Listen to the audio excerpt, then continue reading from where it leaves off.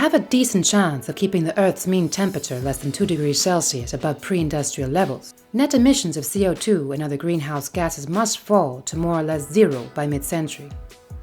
And such a drop needs to be achieved not by halting the world economy in its tracks, but by rewiring it. Why should business care about all of this? The Sustainability Research Group at the University of Granada has analyzed 3 broad reasons: regulation, impact on daily operations, and related technological opportunities. First, firms should expect ever more intense regulation, driven both by governments and by the demand of customers, consumers, and even industry peers.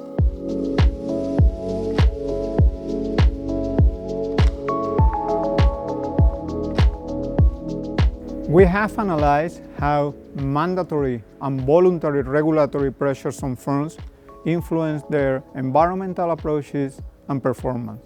On the one hand, mandatory regulation typically has a strong and positive influence on firms' environmental performance. On the other hand, voluntary regulation has usually a more symbolic impact on firms' environmental practice. In the future, because we see a growing concerns about environmental issues, we will probably have a more intensive and complementary influence of mandatory and voluntary regulations.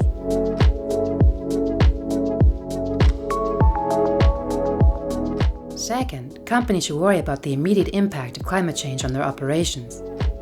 International operations are particularly relevant to keep in mind.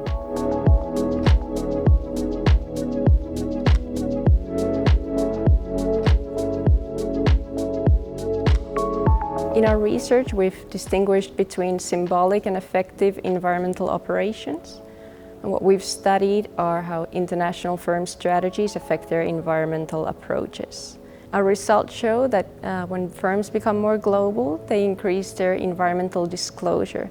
But unfortunately, we haven't found this to affect their environmental performance. What we've also found is that those global firms that are from countries with weaker institutions actually reinforce their interest in legitimating through both environmental disclosure and performance.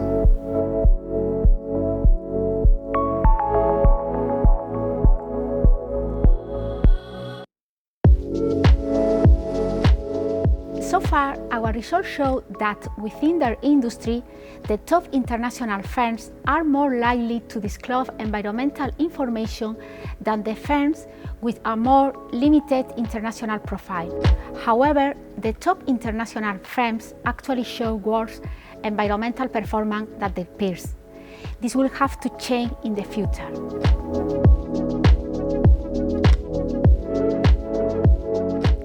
In fact, we already found a positive relationship in the energy industry between firms' internationalization toward developing countries and better environmental management.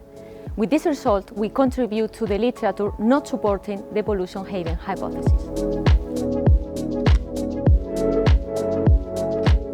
Third, environmental changes will create technological opportunities that competitors may be the first to exploit.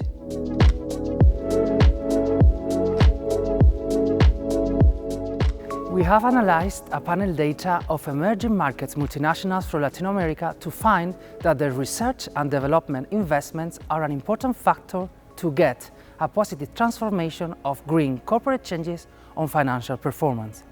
The most innovative firms have a better chance to make the necessary environmental improvements.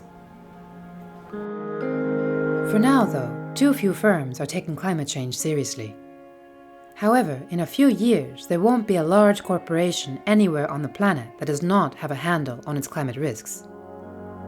Consumers, shareholders, governments, and employees won't stand for it. It is now time to be ready and understand better the implications and descendants of firms' environmental operations.